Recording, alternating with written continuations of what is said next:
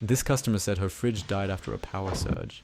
When I opened the doors, I didn't see any light and it was completely off. I pulled it out to see what's going on. Definitely unplugged it first, then took the control board panel off to see if I can find something there. And there you go. As you can see, one of the relays are burnt. So let's replace it and bring the fridge back to life.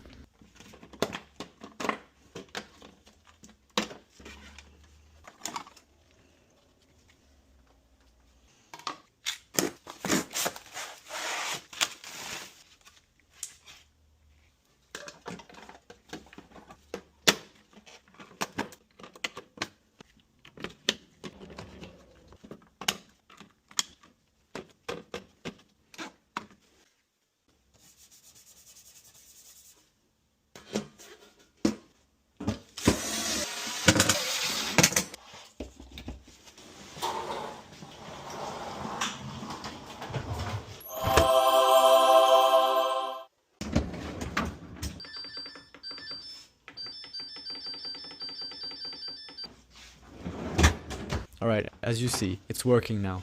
And this is the picture that customer sent me after 24 hours and said it's working fine.